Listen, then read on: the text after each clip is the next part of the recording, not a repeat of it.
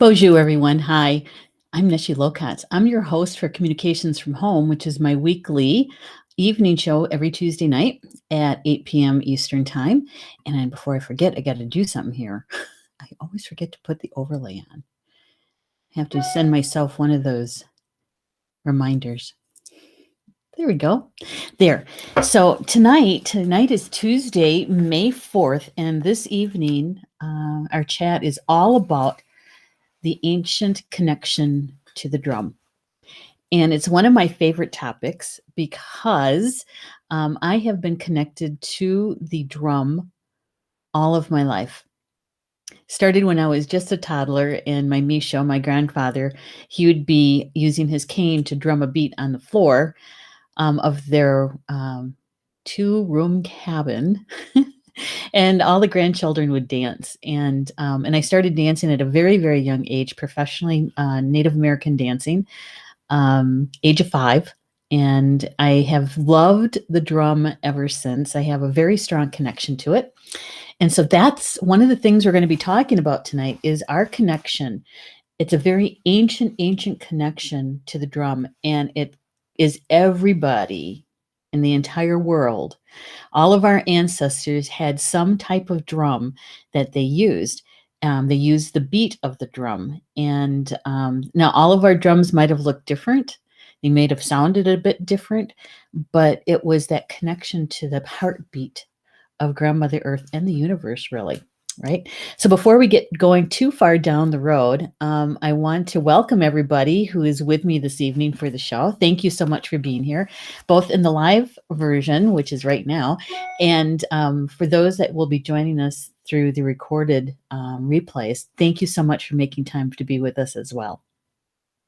Now, if you love the drum as much as I do, or you have a certain connection to the drum that you'd like to share with someone else, I would make the strong suggestion is to send it over to a friend that you think that would enjoy this kind of conversation, the video, and also, it would really be, I would really appreciate it if you could also like the show. That would be great. Okay, so this connection to the drum goes back to our very early ancestors. Okay, and we all kind of have. It's almost like a creation story of the drum, and every culture has something like that. And when and how the drum actually came to be with the people, right? And so that connection is in our blood, in our bones, in our DNA, and it's in our hearts. It's in our hearts, and it's in that ancient place in our brains that we recognize that sound, and we're drawn to it like moths to a flame. We are drawn to it, and how many people, you might be out maybe in the summertime or the fall, and you hear the sound of a drum somewhere in the neighborhood or wherever you're at. And do you ever have that inclination or that huge spark of curiosity? Where is that coming from? And you have to go and look for it, right? That would be me. I'd be going searching out, where's that drumming coming from? And so, yeah, it makes me smile. It brings me a lot of happiness, actually, to do that. So as I was pulling together the show, getting prepped for it, I knew I wanted to bring one of my own drums to show you. I also wanted to share some things that I think some people would find very interesting, maybe fascinating about the beat of the drum. And also to be able to share with you my personal experiences. And I would say the people that are in the live chat, if you have a story about your personal experience with the drum, please share it. Please share it. Okay, so I'm going to say hi to a few folks here. Rob's here, loved and shared. You just deal with it. Gosh darn it all to heck. Well, thank you very much. I appreciate that. Rochelle says, I can't hear or see you. Oh, no. Rob says he can see me and hear me. So maybe, Rochelle, you need to refresh your screen. Okay. Yeah, it's one of those things. Hi, Julie. Julie's here too. I love it when you're in the chat room. Rob says, I'm a bass player. I drank the drummer under the table and ruled the day. Well, isn't that funny though? Um, my connection to the drum is with, the Native American drum, of course, the drumming with that, but there's drums everywhere, right? All kinds of bands have drums. And what do they do, Rob? Other than drink, the drummers, other than they do that, they keep the beat, right? They keep us on beat, and they're the ones that are letting us know that this is how fast we're going. And professional drummers, that they literally have to learn how to focus and keep that beat all the way through, no matter what's going on. And I find it fascinating to watch, especially rock drummers. Santana, when I saw him in live and in person, the drummers that he had with him, and just watching how they do their art, and it's fascinating how they control their arms, their legs, and they sing too. It's fascinating. It's fascinating. Okay. And oops, I'm sorry, Bill. Bill, hello, Bill. Well, Paul Tolaki. I hope I pronounced that right. Hi, Bill. Good to have you here. And hello, finally. Yay, Rochelle, you're in the house, lady. Hello from YouTube land. Rob has also got that going too, because we're simulcasting. We've been doing that for quite some time now, both Facebook Live and also YouTube Live. So hi, everybody from YouTube land. Rob says the bass player locked his keys in his car, and the drummer was locked in there for hours. You're too funny. Oh, Jacqueline's here too. Hi, how you doing, Jocelyn? Sorry, Jocelyn. I'm so glad you're here. So glad you're here. So, oops. Here's the thing about our ancient connection to the drum. Like I said, every culture had some sort of drum. And we use the beat of the drum for many different reasons.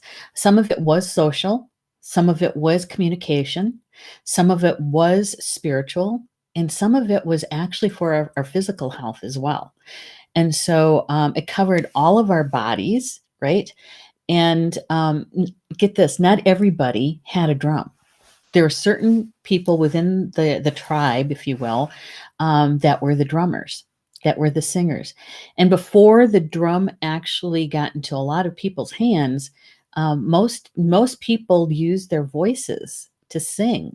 And so when the person or people who had the drums, because they were expensive, and it took a while to be able to even just make any kind of drum, that those people that would bring out the drums, they were a part of the community that were sometimes seen as healers, right? The bards, if you want to go over to Europe and that part of Grandmother Earth, the bards that would go from village to village, they're the ones that would carry the stories. They would carry almost like text messages, from one family to another, sharing information and news. But they were also the ones that kept the history of their people as well. So the drum was a thread, if you will, that connected all of the cultures, all of the cultures. And I find that fascinating and heartwarming too, that there is another snapshot of how we're all connected, right? How we're all connected.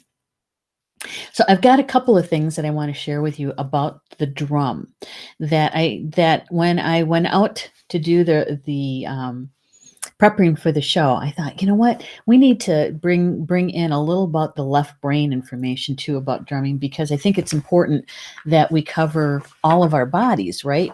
When we're talking about this ancient connection. And so one of the things that I found was, and I was kind of fascinated with this one. It's an article by Dr. Christine Northrup. Some of you might recognize her. She's very famous MD. She's really into women's health and holistic health. Okay. And she had an article out called 10 health reasons to start drumming. And I thought, well, what does Christine Northrup have to say about this? And some of the things she mentioned, I have either read many times or it brings in the information to another perspective, another group of people. Okay. So she says that drums have been used in every culture for many purposes, from religious rituals and other ceremonies to sporting events, and as a way to communicate or to signal. And sometimes that communication and signaling was actually about safety. Okay. And of course, she mentioned shamans. How can you talk about drums without mentioning shamans? Um, and she says that shamans use drumming as a means of reaching an altered or trance like state, also used therapeutically in ancient times. So, and then research also shows that the physical transmission of the rhythm, the rhythmic beat, actually affects our physical brain, and it helps to synchronize both left and right hemispheres. And from a psychological point of view, because I was a student of psychology, that is something that can actually bring us into entrainment, and it relaxes us. It relaxes us. So when the left and right brain are acting together, our intuition jumps up, right? Because both hemispheres are pulsating together, it increases our inner guidance system, because we're able to really take in the information and assimilate it quite quickly. Does that make sense? I think it does. How many people have danced to the beat of a drum? And don't you, if you go far long enough, you can feel that trance-like situation, right? And those of us that do a lot of drumming, you get into the zone, is what we call it. You get into the zone, and it affects our physical mind. Our physical mind. It also brings us together. So she says that drumming can induce a natural high because it increases the alpha brain waves. And when our brains change from the beta, which is our concentration in everyday life, right, to the alpha waves, we feel calmed and relaxed. Calmed and relaxed. Now, I think it depends on what kind of drumming you listen to and what kind of music is around it. There's some powwow, because in my house, there's a lot of powwow music. There's a lot of rock music. There's Celtic music and classical music. And so, there's a lot of different kind of music in my house, but I think it depends on what kind of beat is we're listening to that affects us, calms us down. I don't think rock music was meant to calm us down. Alpha waves can also produce feelings of well-being, even euphoria, which may help people who suffer from a lot of different kind of illnesses, anxiety, depression. And alpha activity is associated with meditation. We all know that here at Star Nations, right? And other integrative methods and modes. So that's Christine Northrup. And she, I think, because of the people who are connected to Christine Northrup, they follow her, having some sort of information like this helps to bring that information to a wider, larger audience, so they can take in the information and maybe give drumming a try, or to listen to certain kind of drum music in that way, right? So let me ask you this, guys. What is your favorite kind of drum music to listen to or drumming to do? Right? Because not every drumming is exactly the same. In Native American hand drumming, you're not going to find music sheets. That's not going to happen. When you're sitting around a big drum at a powwow, and you've got 4 to 8 people sitting around a big drum drumming together, you're not going to find music sheets. Right. Those drum beats and those lyrics, especially in the native language, those are passed down from generation to generation. They're taught from an oral tradition. Okay. Unlike, and I have a bodhrán. It's a Irish drum, Celtic drum. Now there's sheet music to that. And there's a certain way of drumming for that. So what is your favorite? What is your favorite? Rob is saying both binaural and isochronic tones are based on the same thing, though each is a different technology. Oh, that's good to know. Hey, Deanna, good to have you here. And let's see. Deanna, is that a high five or are you raising your hand? I can't tell. Rob is saying, I chant to the carrier tone of the drum. You do? That'd be interesting to do too. Maybe when you're up here next month, we'll give that a try. Jocelyn says, dancing to the beat of a drum is like a connection to another world. It can be. It can be. Depending on what kind of drumming I'm dancing to, yes, very easy to be able to slip into the trance-like dance, right? Very easy to do that. I'm going to do a little shamanic beat for you guys in a little bit too, so you can see the difference between the two. Julie saying, I made drum with you almost 2 years ago. God, has it been 2 years already? I would love to learn how to drum. Well, we can do that. Easy peasy, Julie. And it's been 2 years. I can't believe that. Time flies. Jocelyn says, most drumming on the hand drum and my big drum. Yes. And when you are drumming with other people on a big drum, that is, that takes a lot of coordinated effort. And there's a lead drummer, right? And so that lead drummer usually is the most experienced drummer when they're at powwows. Now that can switch off, when they're practicing and teaching other drummers, younger drummers, or less experienced drummers, because sometimes that doesn't go with chronological age. Yeah, and so, and I have to tell you,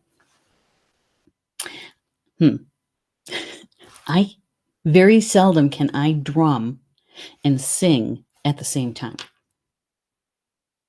Yeah. I think that's a very gifted person who can do that. I can't do that. I have to practice. I think that's what the deal is. Deanna says, Sweat Lodge drumming, Boon Dance, Led Zeppelin. Exactly. Yes, ma'am. I'm right there with you. And Rob says, I've been visualizing how to turn my bass into a shamanic drum. I'm not there yet. Oh, I'm sure you'll find a way. I'm sure you'll find a way, Rob. You'll have to share with us what that is when you get there. Get a good drink. Okay. So here's a little bit more information about the drum. So for those people who really like to know about some things about the drum, okay, the things that we may not think that's connected to the drum. And here's something else that Christine Northrup had said. She says, here's her 10 things about drumming. It makes you happy. Well, we know that, right? It makes you happy, but it's about the alpha waves and the endorphins that's created. It induces deep relaxation. It can actually help control chronic pain. Why is that, or how is that? It's because it takes our mental mind off from the pain for a short period of time, long enough for our body to produce natural opiates, opiate-like, I should say, painkillers that our body already produces. Now I think that's fascinating. And early in my psychological education, when I was going through college, I helped with a chronic pain study, and that's where I learned how to do and deliver guided meditations. And so, had I known about that and drumming at the same time, I would have included the drumming into that. We would have had to figure out that experimental group piece, but we would have added that. It boosts our immune system because it helps us to create and build natural T cells increases. Yay! See, all of us should have been drumming more last year, right? During the pandemic. We're still in the pandemic. We can still be drumming. It creates a sense of connectedness. When you are in a drum group, right? When you are in a drum circle, and you might not know everybody there when you first get there, you're kind of shy maybe, and you don't know exactly how this group runs, that kind of thing. But after a while, once you start drumming, don't you kind of relax and you kind of get into that group? And I love drum groups. I really do, especially the freeform ones. It can align us, our mind, body, and spirit with the natural world. That's another thing we know here, right? At Star Nations. We know that firsthand. And because it helps us put us into the flow, the natural flow of nature and that connectedness, especially when you know the aspects of your hand drum, the hide that's used, the wood that's used, the spirit of all of that is in your drum. And so when you have that connection to that, it really strengthens our connectedness to nature. It does. And there's a lot of people in the chat that have made a drum with me. And so you guys, you know that connection firsthand. It provides a way to access the higher power, she says. And what is that? That's spirit. So if you're using drumming from a shamanic point of view and how that you can help someone else, right? That we're the conduit for the healing process. That we are our spirit. And it also releases negative feelings. How many people have started out drumming not feeling so good? maybe you were sad or upset and angry or something, and you start drumming, and after a while, it lets go. It lets go. It helps us to express our emotions. It helps us to put us in the present moment. When you're drumming, you're not thinking about the past, you're not thinking about the future because you are really connected to that drum beat in the present moment. So it kind of can go hand in hand with mindfulness, right? And drumming can also allow us and help us, assist us in personal transformation. And how or why is because we are literally connecting to our higher self, our spiritual self, and to spirit. Yeah. So the drum, that ancient connection that we have with the drum, goes far beyond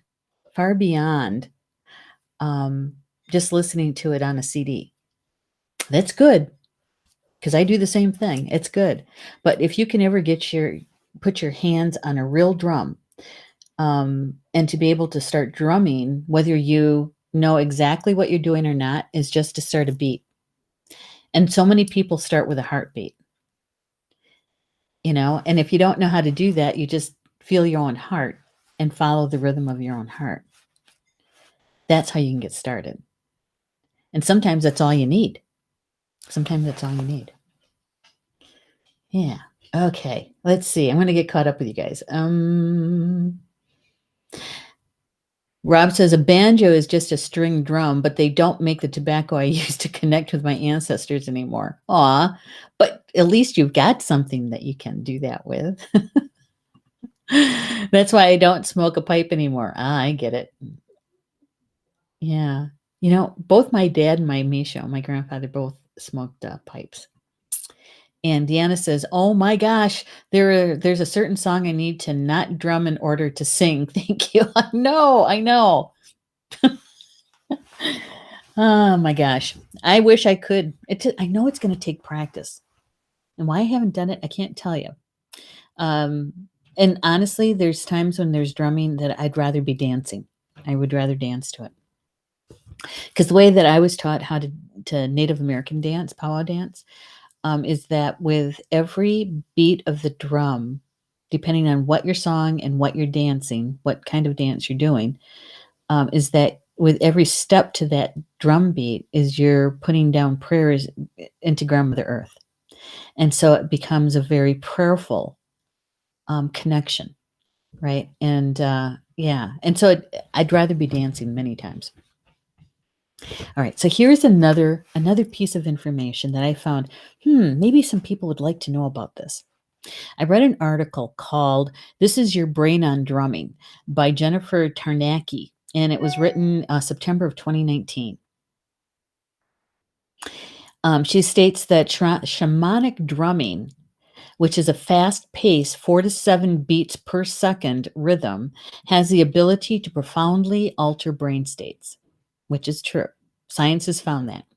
Ancient shamans knew this, and now a plethora of science backs it up. Don't you just love it when science finally catches up with us? And here she's stating that the two hemispheres of the human brain often operate at different levels at different rates. Okay? The steady beat of the shamanic drumming is a powerful tool for brain health because, by the very nature of its constant rhythm, it permeates the entire brain, bringing both hemispheres into rhythmic balance. Right? Rhythmic balance. And because that balance is exceedingly hard to come by in modern life, we have to consciously enter it. We actually have to consciously either listen to someone drumming, listen to a CD drumming, and by doing it consciously, we can actually deepen the healing process. Okay. When I read that, I said, I was saying out loud to myself here, it's like, yes, yes, and more yes. More yes. In that same article, she includes a PhD by Barry Quinn is his name. He's a clinical psychologist who runs a neurobiofeedback clinic about stress management. Stress management. Okay, so he's saying that during periods of normal alert activity, our brain waves operate at the level of a beta rhythm. In other words, beta is our everyday, like right now, we're all in beta, okay? And that's about 14 to 20 cycles per second beats. When people relax, their brain waves slow down to an alpha rhythm, which is the 7 to 14 cycles per second. Okay, so we all know the alpha is about meditation. It also gives us that euphoria, that feel good feeling, brings us happiness and joy. The alpha state is connected to the general feeling of relaxation and well-being. He states that there's an estimate that as much as 30 to 40% of the population is unable to regularly achieve alpha. 30 to 40%. I would say that a good portion of Star Nation's community, that we do this more often than the general population reach the alpha state. Yeah. Isn't it interesting? I found that fascinating. Fascinating. So our connection, our ancient connection to the drum goes so much deeper than what most of us just do on the surface, right? That if we actually make time in our everyday life to listen to some drumming, just even for 20 minutes, 15 minutes, 10 minutes, that it can help us with our health. It can help us relax. It relieves stress. Whether you're listening to a CD, streaming it, or if you get out your own drum and just drum for a little bit. Now, drumming for 15 minutes straight is pretty tough. You have to really know what you're doing to be able to do that. But, even if you're just drumming just for a little while, you can feel yourself starting to make that shift, right? Have you guys ever felt that? When you're drumming, how you can feel your body shifting, it's relaxing, it's changing, right? All right, I'm going to show you a couple things here. All right, so here's my 15-inch drum. This is a buffalo drum. I made it, what year was that? 2007, I made this drum. And it's a 22-inch buffalo hide drum. There's the back side of it. Okay. And with the buffalo, I have to tell you, as a drum maker, working with buffalo is a challenge. It's hard on the hands because the buffalo has a different kind of oil in its hide. It makes it a little bit more slippery, and it's thicker, so it's a little bit harder to stretch. You really have to put some elbow grease in there to really pull it, and so yeah, but it has a deeper sound, a deeper voice, and the buffalo medicine is all about that big medicine. Okay, just think about the size of a buffalo, and it's meant for outside of yourself. Right. So you're drumming prayers for maybe the whole world, right? Now, it doesn't mean that you can't use it for yourself, but it's pretty big medicine. It's a big energy field. Yeah. Okay. So I thought you'd like to hear what a shamanic beat is. That's 4 to 7 beats per second. Okay. So it's quite fast. All right. So here we go. All right. You ready? Now, I know that the sound when we're doing live streams and in drumming, the drum doesn't pick up the natural sound of the drum. Yeah, so we're just gonna give it a try here, give it a go. Here we go. This is a shamanic beat.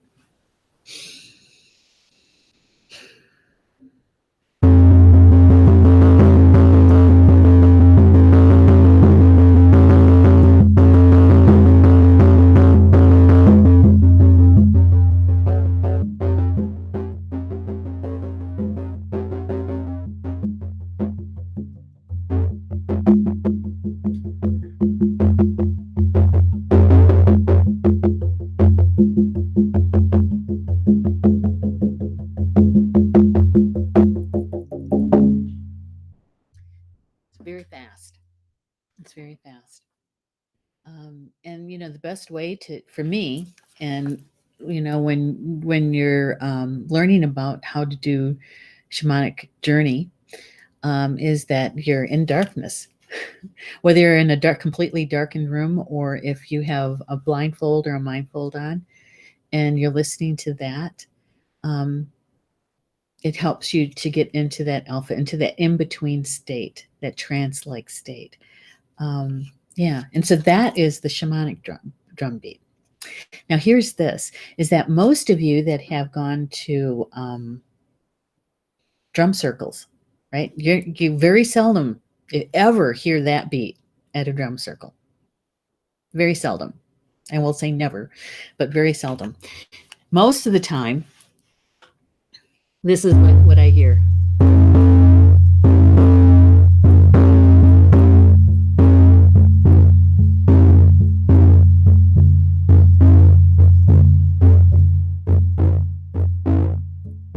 That's the heartbeat.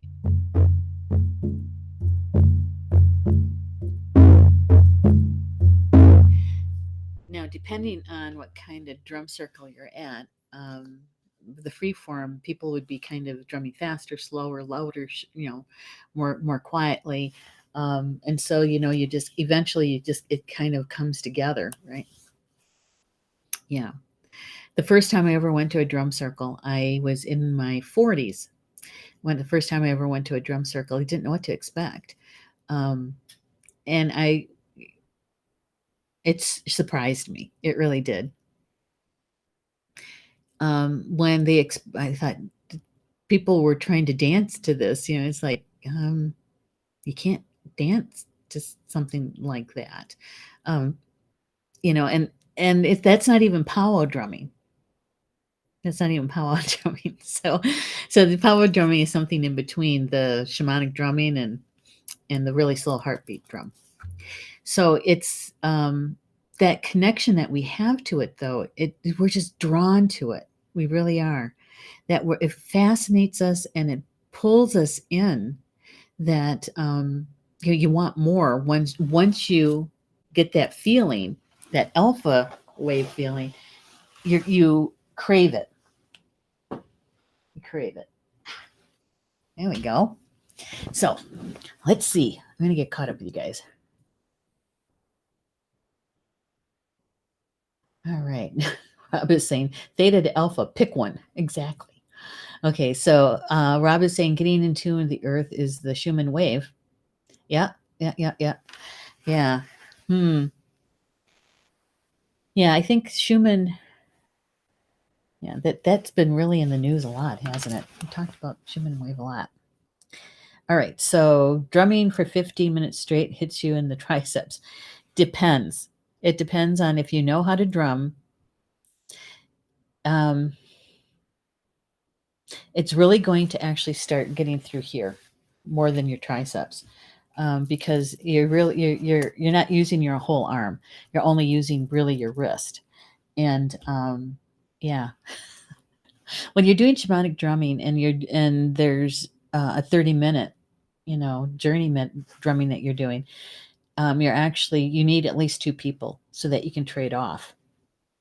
And so you stand across from each other, and so you trade off, so you're not drumming the entire 15 or 30 minutes. Yeah. Okay, so Rochelle says, I went to a 3-day workshop near Kalamazoo in 2016. Michael Northrup, a shaman priest, was there to have a drumming circle. It was my first experience with drumming. We drummed for about near an hour and a half, and I started feeling free, and felt like I was going out of my body, but he stopped the drumming. I believe he would have gone just a few more minutes. I believe I would have started having a truly out of body experience. Probably. Probably. Yeah. Yeah, that's probably the reason why though he quit when he did. Because that puts the drum circle into a completely different intention, right? Because shamanic journey, if you're not trained in it, or you're not, no, if you don't know, that yeah, you could end up in some trouble. And so that's probably the reason why he stopped when he did. He was being safe. He was being safe and taking care of the group, which is a really good leader, right? So that was back in 2016, huh, Rochelle? Hmm.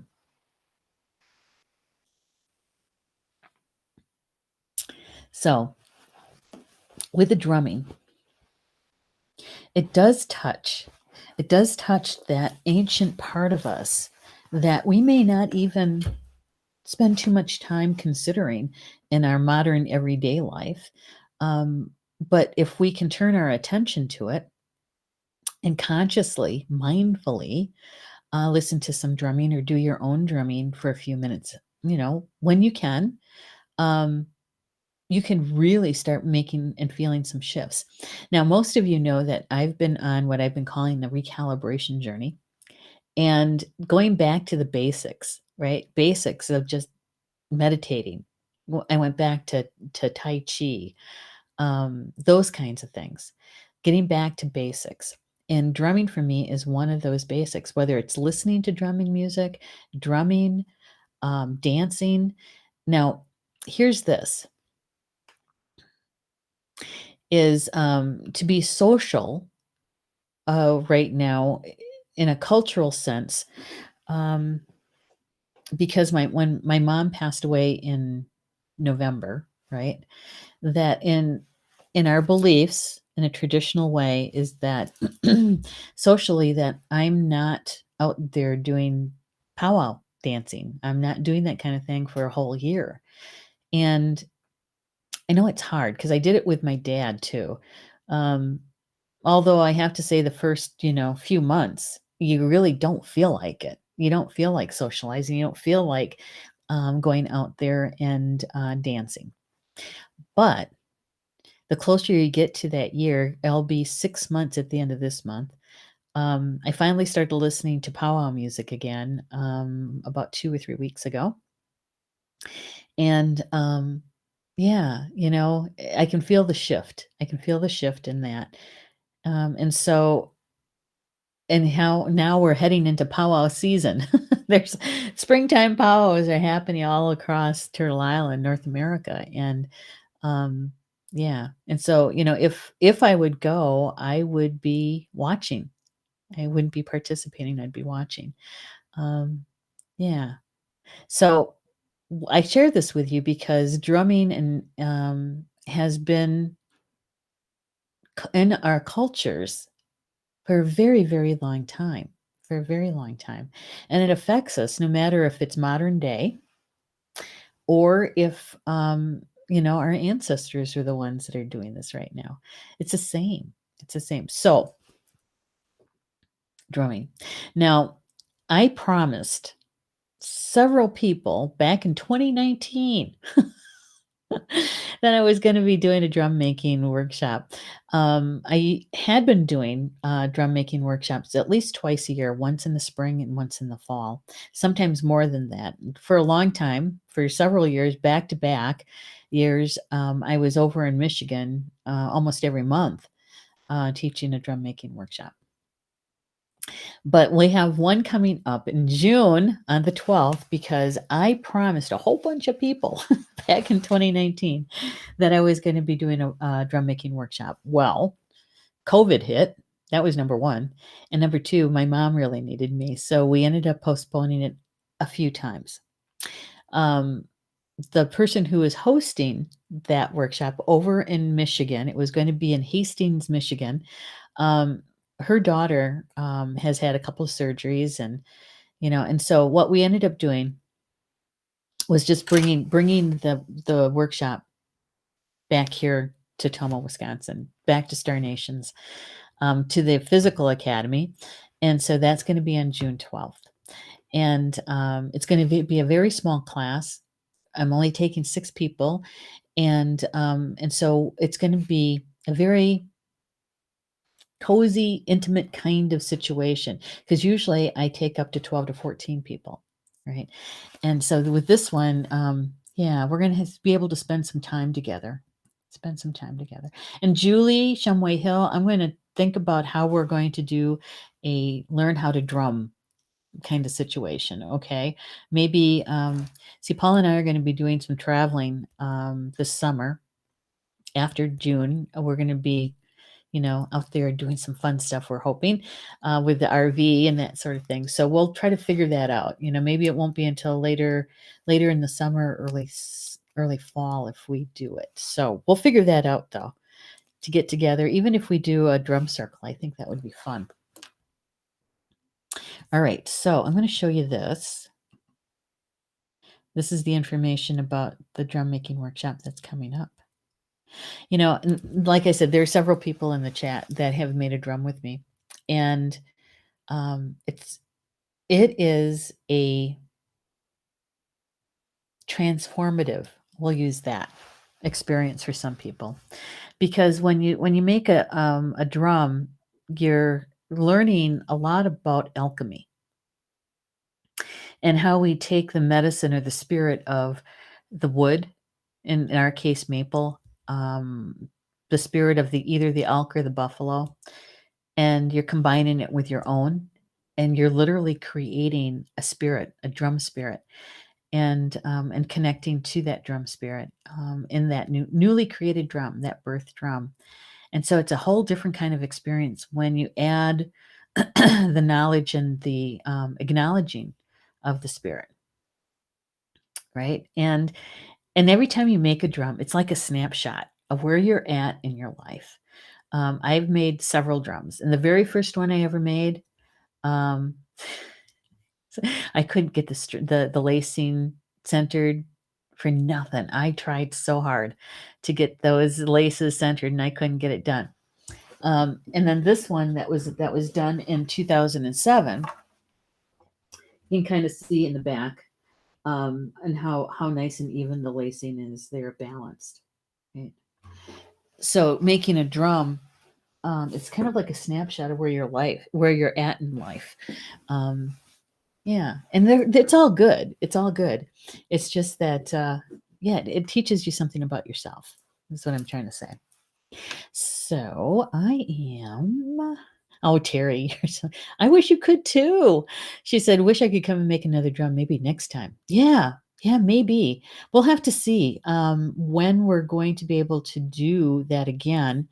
Um, and wait, I'm going to put the link up for you. If I can find it. Here it is.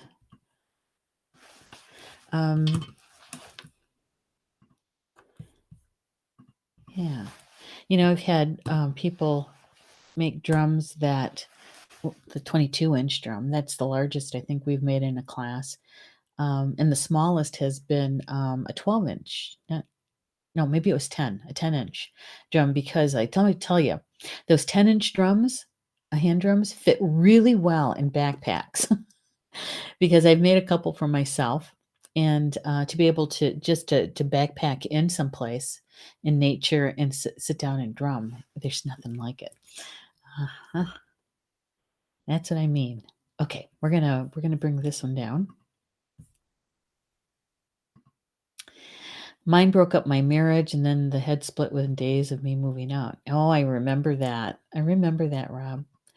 Yeah, I tell you, it's yeah.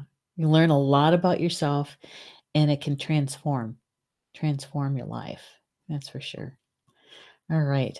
All right. So, with drumming and drum making, drumming, that ancient part of us,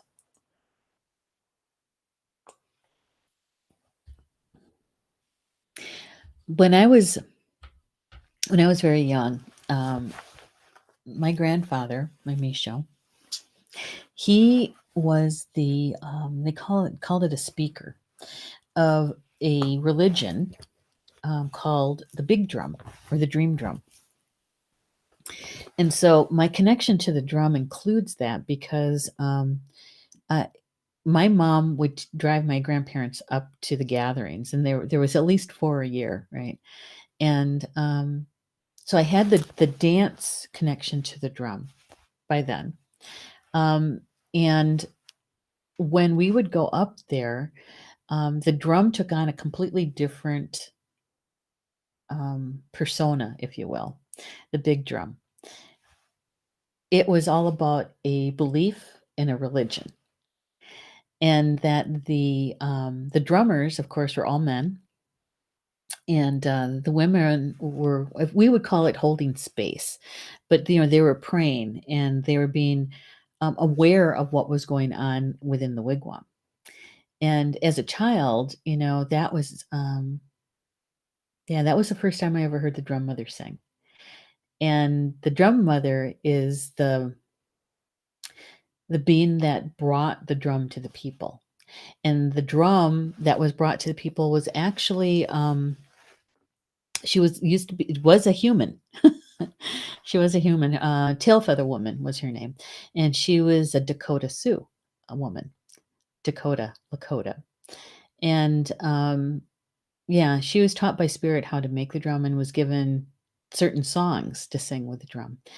And when she took the drum back to her people and helped them to make a drum, the instructions from the creator was to give the drum to their enemy.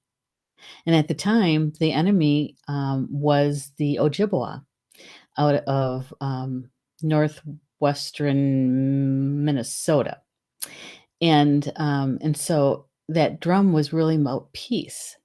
It was about peace, and so they gave them the drum and they taught them the songs.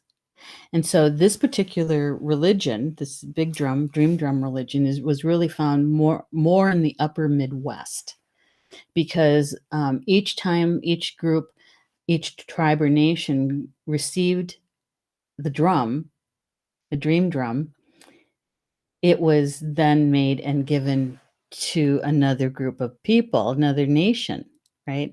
And so it went from tribe to tribe to tribe to tribe in the upper Midwest.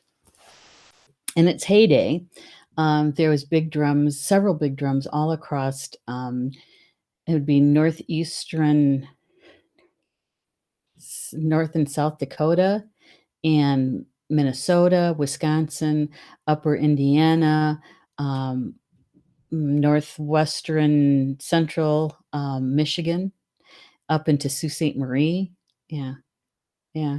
So that connection that I have to the drum covers quite a large area. Um, yeah, and so that big drum or that dream drum, there's lots of stories that go with it. Lots of stories from my grandfather, and um, so when I was given the instructions from spirit to do the drum making class, think that was in 2005 or 6, something like that. And, yeah, because otherwise, as a Native American Ho-Chunk Potawatomi Yaqui woman, I wasn't supposed to touch a drum. And so it was going against a lot of beliefs back then. And today it's not quite that strict. And so things have changed, evolved quite a bit. But it was yeah, he was walking on thin ice there for quite a while, and so but the drum has always been a part of my life, and so to be able to share that with somebody, to other people, that was such a pivotal moment for me, for sure. Thank you, Deanna. Thank you. Okay, so I'm looking at the time. I want to make sure I have a little time to share this other thing with you. And that is, oh yeah, gonna do this first. Gonna do this one first. I'm gonna turn this one off because it's hard to see. There we go.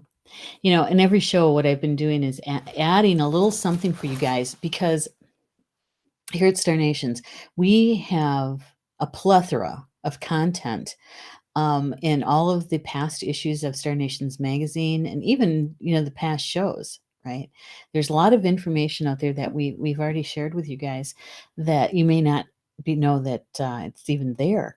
And so what I've been doing is I've been going into the archives of the magazine and matching up some of the issues that have articles in them that is relatable to the topics that I'm bringing to you.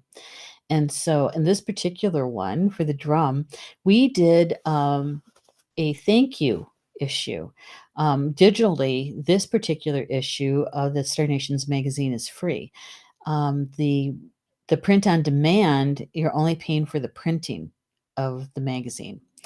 And so this is the sacred drum. And so this issue is all about drums. And yeah, there's some really good ones in here too. Issues, articles, information about the drum. And so if you'd like to get this particular issue, if you order it from our friends at our power partners at MagCloud, the digital, that would be PDF. It would also be web viewer, and also, wait, I got to do something here. And also the PDF. And the ones for your smartphones. Okay, those would be free. If you want a printed version of this one, then you're just paying for the printing of it. So I will give you the link to MagCloud. There we go. And that would be showing up. And I hope you guys enjoy this one. This particular issue, it was fun putting it together.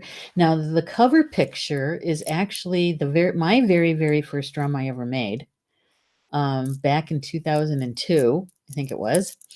And the feathers on top of the drum are mine, my eagle feathers. And the shawl that's there, that pink shawl, is also mine. And so I had gone to have some professional pictures taken early in my teaching career.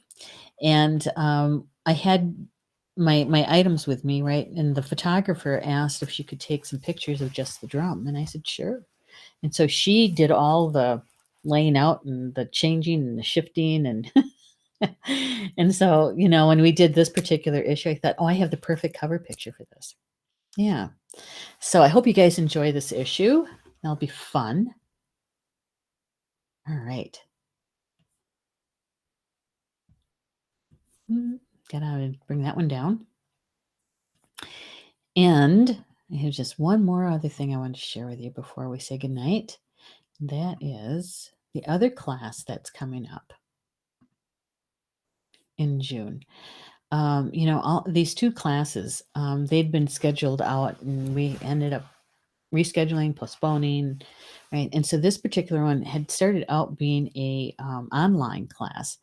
And what I ended up doing, because my mom needed me, we needed to postpone it. And then I decided, let's turn it into an in-person class.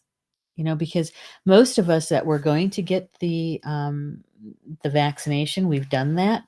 Um, and those of us that decide that we're not going to get the vaccination, you guys don't really mind being in groups of people. And so, Georgie here.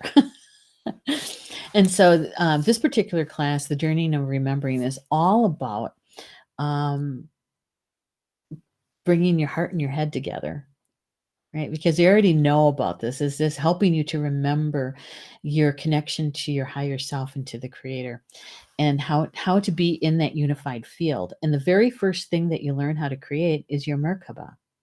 And why is that Merkaba important and all of that? And so now this particular class is based on the information that I learned from one of my teachers, Drenflo Melchizedek. And he taught us how to do this, right? And I was one of his teachers early on, um, of the Awakening Illuminated Heart. And then when my mom got pretty, needing me, I couldn't keep up with the teaching hours in order to retain my active status with that particular organization. And so now that I have the ability to be able to go out and teach and that sort of thing, I'll be more active. So this is the first one that we're going to be doing in person, June 17th through the 20th, 4 days. So we're going to start on Wednesday night, actually. That's Thursday through Sunday. You need to be here on Wednesday night for a meet and greet. And we're going to do an introduction information to the class. And then so that we can really get focused on Thursday morning and really start diving into the information so that by Sunday afternoon, you're ready to activate your what's called your organic Merkaba and learn how to drive it, right? Yeah. So this is that's going to happen here in Toma, and on my mom and I gave you it's the same link for the drum making class that takes you to the website. Okay, to the Academy page at the website if you want more information or if you want to register. So good. Yay, we got that all in. uh yeah. Hey, Rochelle. I don't know what that was for. And so Terry's saying the journey of remembering class sounds perfect. That disconnect often plagues me. You're not the only one, Terry. I just talked to someone else that's coming. Hopefully, he'll be coming from Minnesota, and he was telling me that he is knows that the time is now and for him, and that because he's getting very tired and frustrated with getting information in pieces, right? That piecemeal approach, and so to be able to sit and do this in a retreat kind of setting, to be able to achieve that activation of your Merkaba, because that's another pivotal point in your life. Yeah, I did mine back in 2001. 2001. All right. So we're at the top of the hour. I want to thank you all for being with me this evening and sharing in the conversation about our ancient connection to the drum. And I hope that the information I shared with you maybe gave you an aha moment, or maybe it was a moment even of validation. Okay. Yeah. So join me next week. I should know what I'm doing next week, but I don't. Wait. Uh, Okay, so the 11th, on the 11th, we're going to be talking about the Merkaba on the 11th. Okay, yay. So I get to share a little bit more information about that with you, about why is our Merkaba so important? Why do we need to have that activated? And why isn't it? Why do we have to actually activate it? So join me next week for that. In the meantime, enjoy the rest of your Tuesday evening and Bama Mina. That's Potawatomi for until we see each other again. I love you guys.